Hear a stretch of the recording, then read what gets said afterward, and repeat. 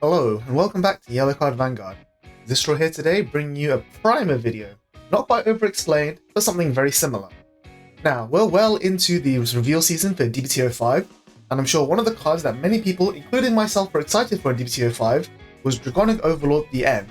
And I was really hoping that the card would be good, and we could make a video about it, explaining sort of the deck, its place in Premium, and how the evolution of Overlord goes. But fortunately, or unfortunately, depending on how you look at it, The End is not that amazing. It's a decent card, but it doesn't really make any splashes in Premium. So we're not really going to play it in Premium at all, not when The End exists. So instead of evaluating and looking to the future, I thought instead I'd make a primer video explaining Overlord up until now, how to build Premium Overlord, and all the various cards you can play and why they might be worth playing. So without further ado, let's jump right into it.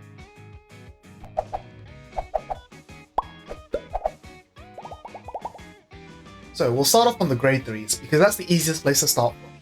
There's the least options, and you're going to run them no matter what. And really, there's just two options, the Cross and the End.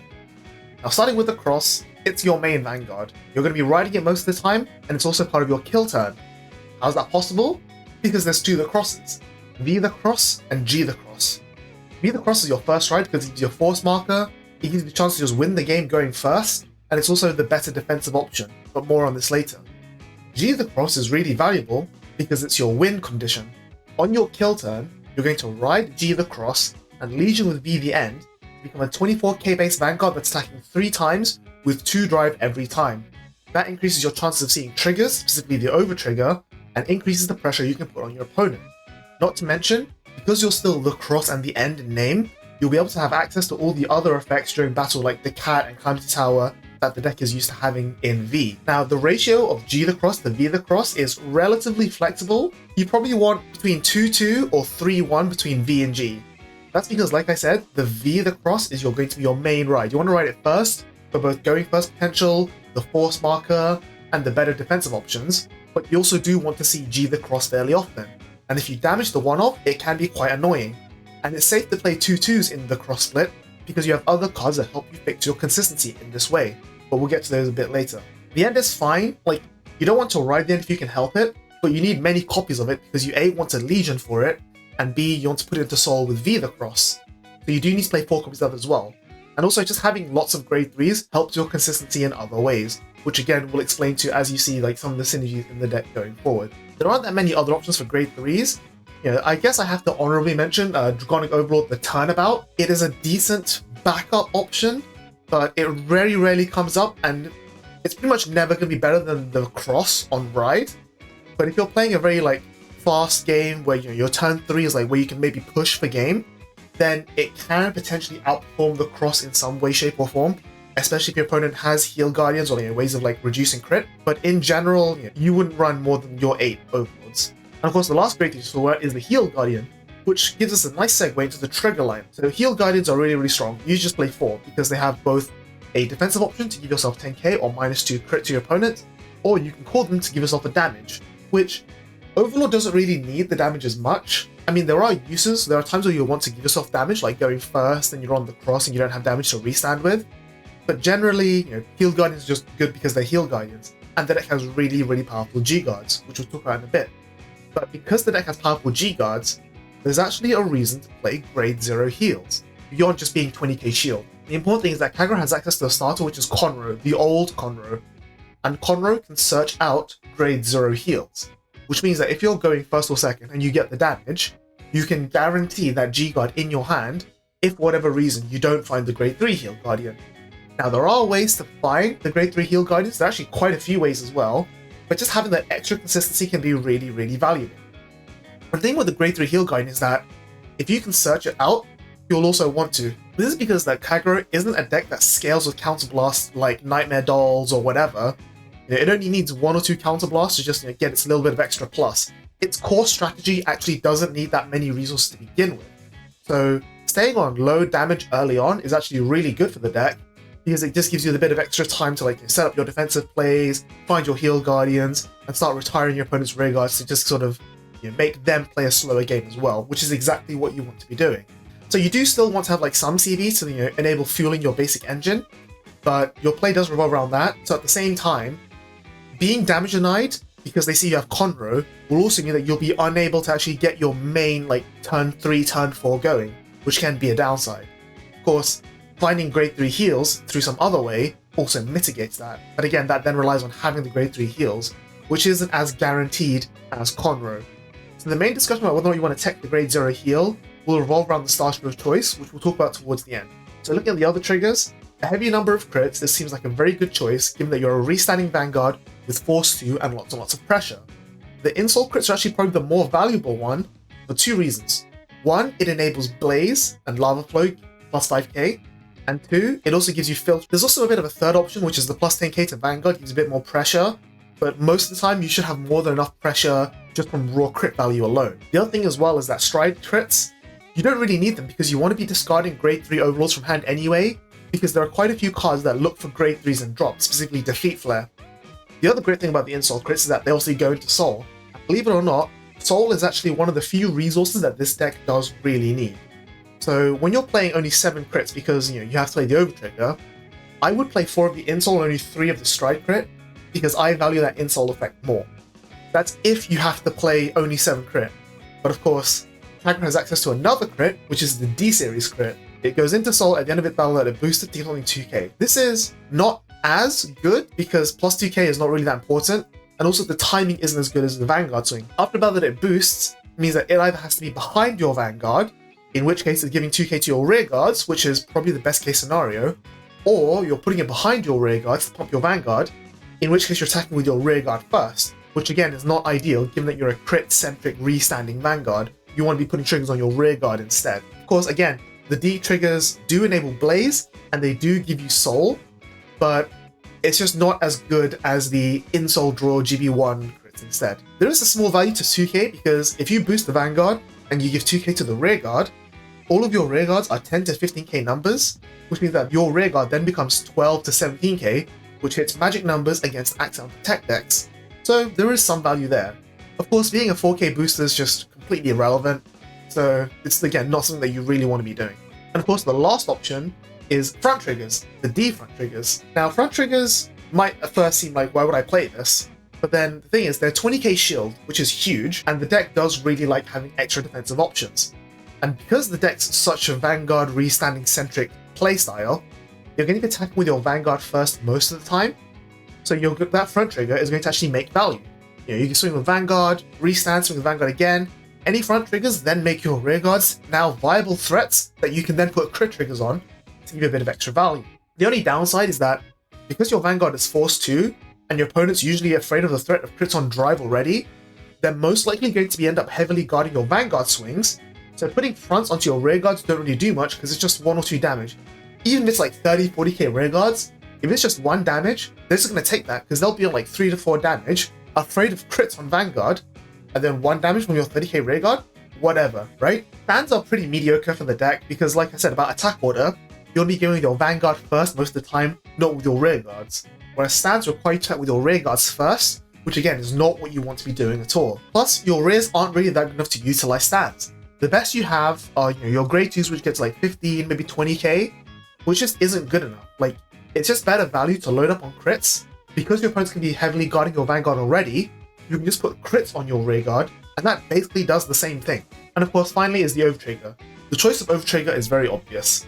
There's a little bit of anti-synergy with most of your strides and your restand effects, but if you can get your Overtrigger on your last drive check, it's completely insane because it just gives you even further extension. The vanilla Overtrigger has some uses, but again, like we mentioned before, without crit pressure on your rearguard circles, that 100 million rearguard swinging for 1 damage, your opponent's probably just going to take because they've already just had to perfect guard your Vanguard. So yeah, the Dragon Empire Overtrigger is just way better. Finally, there's the Sentinel triggers, and these aren't really worth playing. Both draw PGs and crit Sentinels are just not options, and we'll get to why when we talk about the grade 1s later on. So in the end, 11 crit is probably preferable because you want as much Vanguard pressure as possible because your opponent's already going to be guarding the Vanguard, so then putting the crits onto the rear guards gives you just that extra angle of like, if you're on 4 damage, everything has to be guarded, which is exactly where you want to be. But we've mentioned that your rear guards are all low pressure and you're not that strong, so let's just move into that and let's look at the grade 2s because that's where the majority of your non-Vanguard based workforce comes from. So the number one option for grade 2s, without a doubt, is D Nahalem. It's a +1 on ride because it calls itself out, which is just incredible, and the rearguard skill is actually very useful, which is Soul Blast 1 to pump both itself and your Vanguard for 5k. Now 5k doesn't actually sound that impressive, Nahalem just becomes 15 on his own, which, sure, it hits most base Vanguards other than Dungaree, but it's nothing really impressive, right? But the main thing is that it gives 5k to your Vanguard with no other restrictions. If you're going first with the V the Cross, it's 18k with the restands, but if you're on the Legion turn, it goes up to 29k with the restands. Now, neither of these make magic numbers on their own, but it's just that little bit of extra pressure when you're having to attack with force use every time. Your opponent has to commit that extra 10k shield if they can't perfect guard it, which is exactly what you want. The Soul Blast 1 can be a little bit difficult as a cost if you're aggressively Soul Blasting using like the End or Calamity Tower, but just beyond that, it's still the most versatile. And even if you don't Soul Blast 1 for Nahalem, just that he's there on his own, comes out of Soul, 5k shield, Interceptor, or just a body to put triggers onto, is what makes it really, really worthwhile. And of course, playing D Nahalem also lends itself towards playing D Bar, but we'll get to Bar when we talk about the grade 1s. The next best grade 2 option is of course Igniroad. It's a free potential +1, placing on both Vanguard and Rearguard, which is insane, and it's also your next best beat stick because it can reach the highest amount of power, being 25k under certain conditions, which you need to restand twice for. This condition is pretty much always active when you're going first with the Cross, V the Cross at least, but you can also manipulate it to be active during G the Cross Legion turns by having enough, calling a bunch of cards being on low hand before you start attacking, and then when you discard 3 to restand, you'll be on less than 4 again, and then at the final attack, you'll be on less than 4 unless you hit over triggers or whatever. So it's pretty much always going to be 25k during your grade 3 turns. It's very rarely going to be 25k during stride turns unless you commit aggressively to the board, but then you're going to be on 7 card hand at the end of turn maximum, which is not what you want to be doing. So it can be vanilla sometimes, especially because its on place can miss, but compared to Nahalem, which you can always Soul Blast 1 to keep 15k, it still has a higher ceiling and so is worth playing anyway. The one downside is that because it only searches for the Cross, there's a high chance of missing, so its on play is not always going to hit. It's 30 to 40% chance to hit on the first few turns, but it's still the chance of getting that plus just makes it worthwhile anyway. Of course, we can't talk about Igniroad without talking about the other new reveal from DBTO5, which is Burning Horn Dragon. So let's compare Burning Horn Dragon to Igniroad. The first effect is almost the same. Burning Horn Dragon doesn't work on Vanguard Circle, but it costs Counterblast 1. So that's 2 downsides to Igniroad straight off the bat. But the plus side is that it can search for any Overlord, not just the Cross, and if you miss, it countercharges 1. So even though it costs a resource to start with, it can refund itself if it misses, and it has a slightly wider search net in exchange for not being working on Vanguard Circle. So this is overall slightly worse, but the thing is, the cost of Counterblast 1 is negligible in the deck. Because of what you spend Counterblast on, and the fact that you have Conroe to burst Countercharge at any given moment, that initial cost of Counterblast 1 doesn't really make that much of a difference. The biggest drawback is that you don't really want to be riding Burning Horn if you can. But again, you have Nahalem, which is your ideal ride to begin with, so that's not really a factor there either. It's the second effect of Burning Horn that makes it significantly better than Igniroad, which is that its plus 5k whenever your Vanguard attacks isn't restricted to you having 4 hand.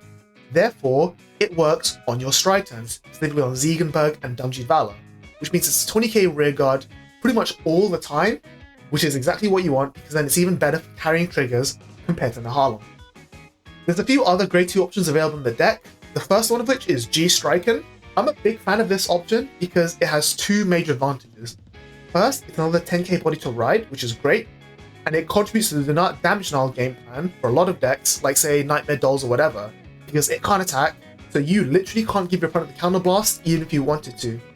And secondly, it actually has a lot of hidden defensive power going second.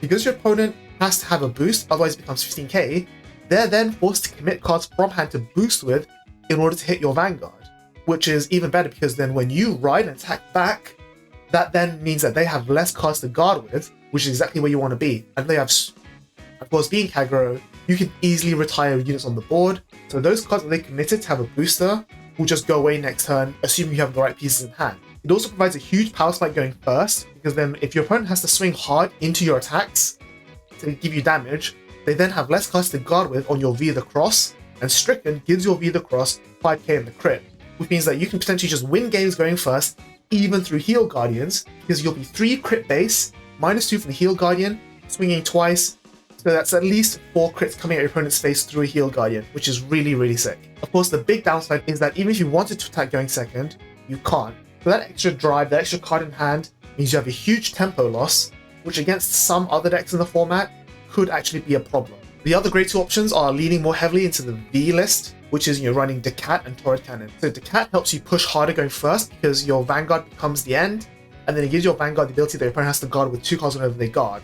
And this applies to every single battle, so either going first or on the Legion turn, it does have value then. It forces your opponent to really, really heavily guard, like, burn both the perfect guard and extra cards in hand. So it's pretty good there. The only downside is that it's a 9k base and it does nothing on ride. And again, when you're striding, it's completely vanilla just beyond the 5k shield. Of course, this is still worth it because especially going first, it provides Soul, which is, again, like I said, a resource that the deck does really need for both Kanti Tower, the End, the Harlem, etc, etc. So it's useful there and on the Legion turn, so they could be worth playing a few copies even though it does nothing the rest of the time. The other option is Turret Cannon, and Turret Cannon has a slightly lower ceiling. It's not just like, it's never going to be amazing, but it's also not always going to be a bad card. Like, it's always a mediocre. Believe it or not, despite being aggro, we're actually pretty low on retire effects nowadays. You have like just 3 or 4 at most. So having an extra piece of reliable removal at a fairly low cost is super solid. Now, the deck doesn't really use that much Counterblast other than for its other plussing or Vanguard restand effects, so the Counterblast on cost isn't huge, and again, it's always refundable with Conroe. The thing is that recycling a normal unit is not what you always want to be doing, because you want to have Defeat Flare to put back your grade 3s, and you want to be Legioning to put back triggers, but it can put back PGs, which is always useful in a pinch. The draw is conditionally restricted, so that's the one downside, is that you have to be on either V the Cross, or you have to have low cards in hand already to get the draw off, but you're pretty much just there to have your opponent to just retire rear guards anyway, so if you're on that point where you're just first running the Cross and your opponent has no rear guards, it can just be counterblast to draw a card, which is not great, but it's still something. Getting a normal into the drop zone is also actually easier said than done. It means you have to be riding the Cross, Soul Blast 1, and then put back what you Soul Blast a lot of the time, which, depending on what you have in Soul, what you rode, are not really cards you want to be putting back. And if you rode a PG first and Soul Blasted it, you actually want to keep that PG in the drop zone for dumb-shit reasons, which we'll explain later on. Beyond that, the only last option I can talk about is Break Breath, and the only reason we can talk about this card is because it's actually a pretty good ride. It's a soft draw, it's either a retire, which is a soft plus, or it draws you a card, which is a hard plus. Of course, it does not very much on rearguard effect, because it's pretty much not active without either Turret Cannon or using Striding into Dumjid or Ziegenberg, and it just, you don't really want to be giving up bodies on the board, because all of your powers focus on the Vanguard already with your restands. You want to have rearguards on the board that you can just pump up with crits and just have another threat for. And trading this rearguard for a draw is pretty much only useful if you desperately need defensive options like heals or PGs, and you have other things to replace it with the next turn. It's playable, but the other thing as well is that compared to like saying the Harlem whatever, it doesn't gain power on its own and it provides no other utility on the board beyond the draw 1. There are better options in both Vanguard and rearguard effects, like the Harlem's the better Vanguard ride, and something like Ignolid is the better rearguard ride.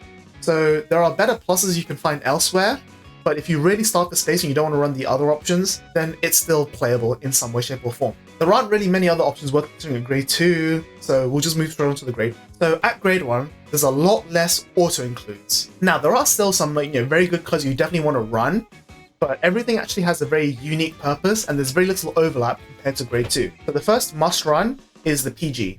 So I said earlier that we don't want to run draw PGs, you don't want to run crit sentinels. This is because the DPG is pretty much the best in slot for Overlord. The reason being that V over the Cross's no hand effect is active during your opponent's turn as well. And because of the wording of the PGs from D series, the DPGs, when you're on V the Cross, are free. You just play them and you don't have to discard a card at all. This means that they're way better than anything else because it's just a free instant guard. So as long as V the Cross is your Vanguard, the PGs are insane and costless. It only turns off when you ride into the Legion for the end turn and you don't win the game that turn anyway. Which again is like, at that point you just have to discard cards to PG and hope you survive. The other benefit is that it's also a 6k grade 1, meaning it's not an awful ride. You can ride it and damage an eye going second, which is really huge because a lot of the decks that you really want to damage an eye have a lot of 7k grade 1s that make it harder to damage an eye. Plus, it's also not a grade 0, which means it can be guarded with against things like Ichikishima and other grade 0 guard restrict. which is again just that little bit of extra percentage that really pushes it over the top compared to the other options. The only other staple in the grade 1 lineup is Conroe, but even Conroe is not a 4 of. Like, it's a good card, but you don't actually need 4 of it. The main benefit to Conroe is being able to filter the ends into the crosses, or G of the cross into V of the cross, to ensure the correct grade 3 ride. It can also burst countercharge 4, or maybe even 6, depending on if you have your V effect going off. And it's useful, but like I said, the deck doesn't even consume that much counterblast to begin with. So like if you're on like 3 or 4 damage, it's very rare for all of that to be face down at any given time. Like, you'll usually have 1 or 2 face up. So Conroe is still good, it's just not as insane as it used to be. The main drawback to Conroe is that it's a 5k shield, which means it's bad for your defensive options, but it is a 7k body, so you can ride it and swing under 8k bodies, which is not bad. But again, I wouldn't play for Conroe because it's a card that you only want to see occasionally. And if you're playing G-Con as your starter, you can Conroe for Conroe to guarantee your ride fixing, and then that's it. Like, so you don't even, if you're playing G starter Conroe, you can even just play 2 of the grade 1 Conroe because you're much more reliably to hit the filter when you need it. From here, the grade 1 options deviate quite a lot. So we'll talk about Bar first because we mentioned D Nahalm already. So D-Bar, it has another Conroe-like effect when you ride Nahalm over it. And because we're playing Nahalm such a good card and you want to be playing and riding Nahalm as much as possible, that does make Bar really, really tempting. However, there are a few downsides to consider. The first is that Bar's Rearguard effect is significantly less useful. It's not useless, you're not aching to have a Bar on the Rearguard circle compared to other grade 2s. This is because even if your Vanguard hits, Bar's only going to be 10, which doesn't really hit on its own unless you give it triggers. And then as a booster, it doesn't contribute that much because again, power on your boosters doesn't make a huge world of difference. It's the crit pressure on your boosters that does. Having a 10k booster is like nice, but it's very rarely can actually win you the game. It's basically just there to be a grade 0 Conroe when you ride it. However, there's 2 problems there as well. The first is that it relies on you actually riding the Nahalm. So now you have to have Bar and the Nahalm in your opening hand to actually get that +1 on ride. And the chance of actually getting that is actually quite low. It's like 30-something% in your opening hand. So I wouldn't rely on that at all. And if you don't ride the Bar, riding the Nahalm's still good, but then the Bar just becomes like a wasted slot of just 10k shield, which is whatever. And the second problem is that when you ride Bar, your opponent sees that, okay, well, if you ride the Nahalm, you can counterblast 1 search. Why don't I just damage deny him? And then even if you ride the Nahalm, Bar's effect is still wasted anyway. So you're opening yourself up to being damage denied, which again is not what you want to be doing, because your grade 3 turn involves counterblast no matter what. And again, you want some counterblast to do things like your restands, Damaged Valor, etc, etc. So being on no damage at all is kind of painful. And of course, there's also actually a third drawback that I forgot to mention, which is that Bar itself isn't actually Conroe. This is because it's only a grade 1 search, not a grade 0 search. So you can't even add the grade 0 heals if you're playing that, which is the main reason to play Conroe anyway, to guarantee your really powerful G-Guards. So at that point, Bar would only search for grade 1 Conroes or PGs, which aren't bad search targets, but they're not always what you want to be searching for. So that's why I think Bar it's nice, but it's easy to fall into that trap. The better option instead, prefer, is Heat Shot. Heat Shot is a significantly lower drawback card, and like with most of the V pieces, it doesn't really work when you're striding, but it contributes to both the V game plan and the Legion game. It also has a really solid Vanguard effect, which lets you discard 1 and draw 1. And going first, you can discard the ends, which fuels things like Defeat Flare or your Torrid Cannons if you're playing those. Or if you're going second, you can just discard the Quick Shield for a free plus. It's really solid, and if you're going to play anything else at 4 of, other than the PG, it's probably going to be Heat Shot. Again, it's not always a card that you really, really want to see. Like, it doesn't do much on Rearguard if it's not behind the Vanguard circle, and beyond that, it's just a 10k shield. But when you see it, it should make enough of a difference in a lot of the games. The other 2 V cards I want to talk about are Airmo and Sable Dragon. Now, these cards were staple to Kagura during the V era, but we have so much less reliable retire in the premium format, which means that both of their effects are much harder to proc. They're pretty much only there, you can only really get a reliable retire when you're striding unless you're playing Torrid Cannon. And they just don't provide that much value for their cost anymore. Like, the deck already has enough low-end thinning and plussing between like Conroe, Heat Shot. You have to, like, if you're playing like grade 0 Conroe or Bar, you have an extra search as well. So going like an extra card deep really isn't that worthwhile, especially for it's breaking even, not even a +1, because you have to call it to Rearguard circle and then it retires itself. And Ammo at least provides counter charge, unlike Dragon Newt, but you already have Conroe for massive counter charge. So it just doesn't really there's no point having it on the rearguard circle ever, because again, you just don't need boosters for your rearguards, you need crits on your rearguards. The only other grade 1 to mention is Calamity Tower. This is worthy of mentioning because it contributes massively to your going first game plan and your win turn game plan.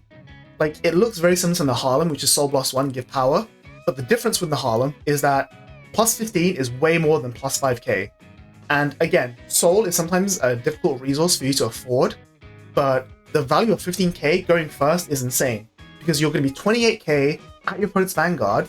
If they use a heal guard that does plus 10k, that's still only 1 to pass on the 2 drives. And if they give you minus 2 crit, well, if you've used Stricken, that's plus 1 crit already, and it's only for 1 battle.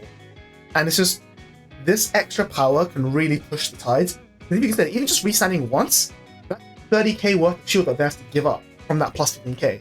On the Legion turn, that's either an extra PG or 45k worth of shield they have to use, which can actually break through a lot of G-guards as well. So Calamity Tower is super low floor, but the 2 in 10 games when it's amazing, it will actually win you the game. So there are some other good rides for consistency reasons that I'm personally not a fan of, but you can definitely play, those being Lava Flow and Hishan. Let's talk about Lava Flow first. So you don't actually have a high mass of grade 3s in the deck. You usually have 12 total, 8 Overlords and 4 grade 3 heals. And it's not actually strictly necessary that you find them. You have things like Igni Road and Conroe to fix your grade 3s. The only other grade 3 you want to be really searching for is your Heal Guardians. And being a top 5, Lava Flow isn't even guaranteed you to find that Heal Guardian. So it's very meh in that regard. And it's also just an overall neutral filter, not actually a +1 compared to some of the other options. So adding either a Heal Guardian, which is good, or an Overlord, and then discarding one of your other core pieces, like for your Legion turn or for your going first turn, does kind of feel bad a lot of the time, because realistically, you want to be assuming that you're winning the game every other turn. So saying okay, I'm going to add a Heal Guardian and discard, say, Calamity Tower is a really bad feeling, because if you had that Calamity Tower, you maybe could have won the game that turn. Whereas the Heal Guardian is there for when you don't win the game, and just gets you to the next turn again, which again is at that point, that next turn, you're not going to have the pieces you need to actually win the game with. But it's still not too bad. Of course, Lava Flow is the next best rearguard as well, because of all the grade 1 options, it's the only one that hits numbers. Lava Flow can become 13 on its own, which does hit opponents' base Vanguards, so it does carry triggers fairly well, but again, the downside is that conditions are actually fairly hard to reach, because we don't have reliable retire, and you need to fill your board up constantly. And if you're playing the in-soul crits, Lava Flow is actually a con, so the moment you put those crits into Soul, Lava Flow might turn off. So that's something to be aware of. It can be a problem sometimes, but it is a bit worrying. Lava Flow's +5 condition isn't guaranteed, so it being a 13k attacker is not as reliable as your other grade 2s, but it's still a reasonable play. Peachmat is a much more interesting option. It's not a guaranteed on-plus ride either, but it's the only grade 1 option that can actually provide a solid +1 on ride rather than a break even. It also has actually a not usable rearguard skill as well. It's pretty heavily costed, again, Soul Blast is quite a lot to get through, but Cannon Blast and Soul +1 for a guaranteed +1 is not bad. Like I said, 8k bodies on rearguard circle don't really do a lot, but it is a retire and it is a draw, and both of these effects can be very useful if you're playing things like Torrid Cannon or Break Burst, or just removing problematic grade 1 rearguards in the back row, like say Leslie. It's just pretty much there to replace itself, but it's the next most versatile option after Heat Shot, but at the same time, it's also the most likely card to just not do anything. Because you ride it, you whiff, unfortunate, you pull it to rearguard, you don't really want to use the effect because you're limited on Counter Blast or Soul Blast, again, it does nothing. So it's a very wildly swinging card of good or bad, but again, like I mentioned at the beginning of this section, of all the grade 1s, it fulfills a role that none of the other grade 1s fulfill, and I think that alone is what makes it worth considering. So the final discussion is regarding starter choice. So, like I said before, you can play G Conroe to guarantee a search on grade 0 Heal Guardians, or guarantee a Calamity Tower or a Conroe to fix ride, which can be pretty solid. But, as I mentioned several times already, the deck has massive issues with Soul, especially going first, because you want a Soul Blast 1 for the cross, then Soul Blast 1 for the ends restand, and potentially Soul Blast 1 for Calamity Towers or whatever else. And if you're using the Harlem, that denies you a soul. G Conro denies you a soul, so then you need to have the cat or something to regenerate that soul. So the V starter is actually pretty good, because not only is it one guaranteed soul, but it's also a plus 1.5 on average, because you get the guaranteed draw from riding, and then you get a quick shield half the time. So that's what makes it probably better than G Conro. And of course, as always, like you mentioned, if your opponent sees G Conro, they can just say, well, I'm just going to damage deny him, and then he can't use the Conro, which is pretty good. So you open yourself being denied with Conro in exchange for a lot more flexibility and versatility. Of course, sometimes going first, searching a Griffin after the cross can be a huge make or break play, so that's quite worthwhile, but it is like a lot riskier. And of course, with G Conro, you'd only need like 1 or 2 grade 0 heals maximum, so that you can just search them out and then you can get 10k trigger power the rest of the time, or you can get the Heal Guardians effect the rest of the time. If you have like say 3 Heal Guardians and 1 grade 0 heal, you can maybe like ride the Lava Flow first, fish for the Heal Guardian, and then if you miss, Conro for the grade 0 heal. Not too bad.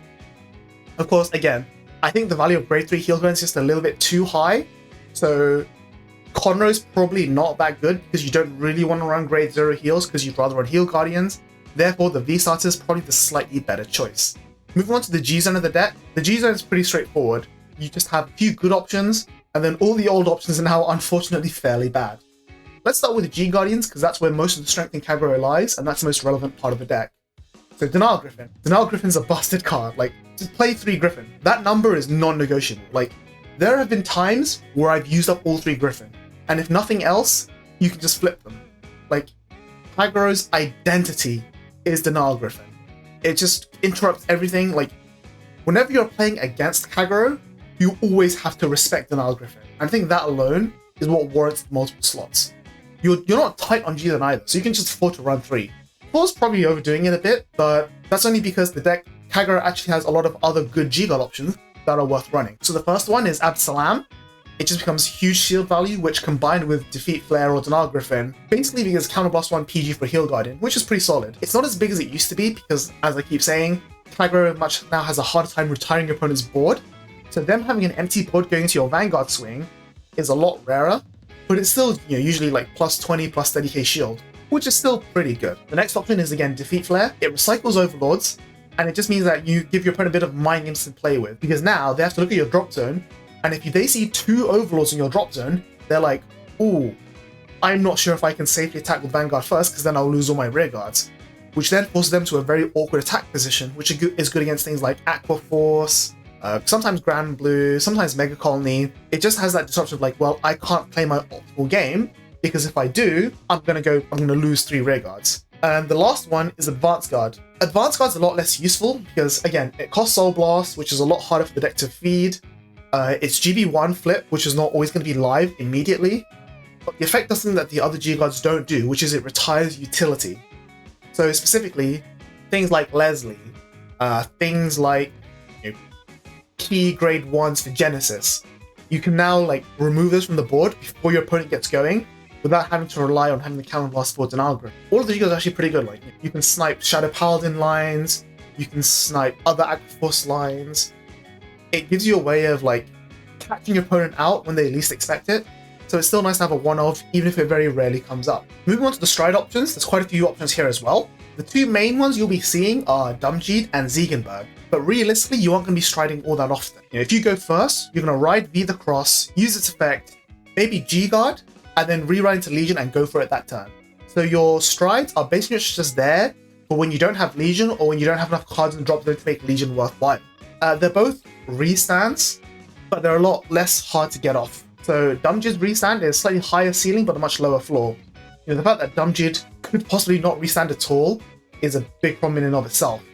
Depending on the state of the game, Ziegenberg's restand is basically guaranteed, but the cost is obviously going to be a lot higher because you're going to have a lot of trouble retiring all of your opponent's rear guards. But they both have their uses. They're both slightly costed, but with Dumjeed, because you can ride PGs and then Soul Blast them from the Harlem, it's actually going to have a lot higher power compared to Ziegenberg, which again might encourage your opponent to try and guard it more aggressively, or if not, they might have to take the risk of no guarding your of Dumjeed when they're on 2 or 3 damage, and then you just flip some crits and win the game there and then. So it's here and there. The other option is Zanbust. Zambust is very much a utility stride. Like, it's not going to do a huge amount of work, but the fact is, if you're going second and your opponent is over-committed to the board because they're trying to like do something like Nightmare Dolls, then you can punish them for this by just wiping the board. It's pretty much just there when you have no other good options, like, they're on too low of damage for Dumb G to be threatening, and you don't have GB1 for Ziegenberg's restand, but it is a solid bridging stride for those situations we have nothing better to do. The only other option for striding here is the Purge. Now, it's very rare for your opponent to be on 5 damage because you have such crit pressure on your Vanguard. They're probably going to be on like 3 or 4 because they're guarding more aggressively. But if they're on 4, you can use the Purge to ping them for 1, with that spare Overlord in your hand, which you're probably going to have from all your drive checks, and then put them onto 5. The main way they're going to be on 5 is if you hit them to 4, and then they perfect guard your Vanguard, and then they take your 25k 1 damage rearguard swing because they want to save cards in hand. So if you can get them to 4 or 5, then the Purge can be a really, really nice gotcha, because just that 5 drive threat on its own can be really, really threatening, especially when you add over triggering to the mix to get 10 drives, restanding 100 million. It's a lot more powerful, but again, like, the situations where it's actually good are very, very rare. And like I said, all of the older G options just haven't become very good at all. Like, the Ace is just way too heavily costed. Titan can be a nice option for extra crit pressure, but then you need to play at least 2 or 3, and then you're running low on G-Zone space. And also, Titan only really becomes threatening like after the second stride Titan, and so you have to be striding at multiple times, which isn't what you want to be doing. You want to be going to your Legion as fast as possible. And then Root Flare is just a worse Zambust in pretty much every way. And finally, GB8, you're basically never getting to GB8 in this deck, so don't worry about that. So that's all the cards we've seen so far. On screen now, I'm going to put here a quick template or an example deck list. This isn't what I'm personally running, and it's also not what I think is ideal, but it just goes to show you there are various different options that you can play. You can either build it this way or that way. So the way you build your deck is going to depend on which combos and synergies you want to keep in mind when you want deck building. Like, for example, if you're playing for flexibility versus consistency, that's going to affect what grade 1s you play. If you're going to play the G-Con row, you're probably not going to play Bar, which then means that, Nahalem, you're still playing Nahalem anyway, but you're not going to have as much value on that end.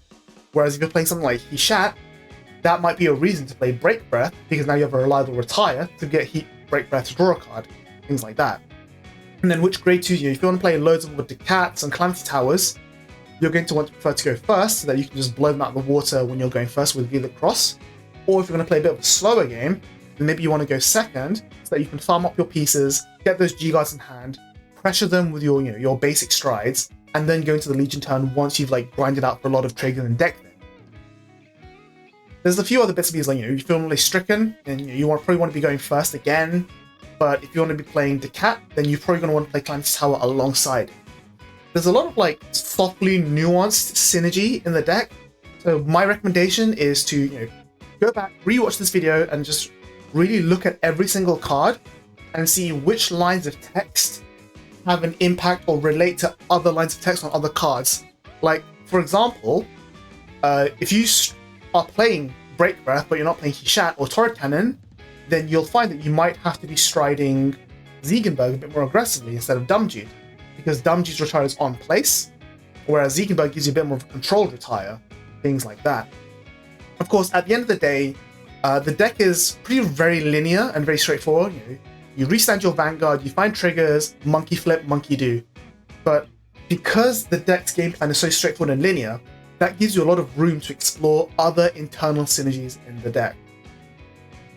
So that's it for this video. It's a little bit shorter than the other primer I did about Link Joker Messiah, but I guess that's because there's a lot less combo potential in the deck, and there's also a lot less options, but instead it's the way those options interact and synergize with each other where most of the deck building skill comes into place. So hopefully this video has been illuminating for you. You've seen oh, I didn't know this was an option, or oh, I didn't know this option worked with that card. So hopefully this video is giving you all the tools you need to go and build your own Overlord deck and figure out what works for you, depending on your local meta or your playstyle. So that's going to be the end of this video. Once again, thank you very much to our team, Strictly Broken TCG, for sponsoring the channel. You can use the code SBTCG Yellowcard for a 5% discount site-wide on checkout at sbtcg.ca. I've been Zystral. This has been another Yellowcard Vanguard video, and hopefully we'll see you all very soon. Take care, bye bye.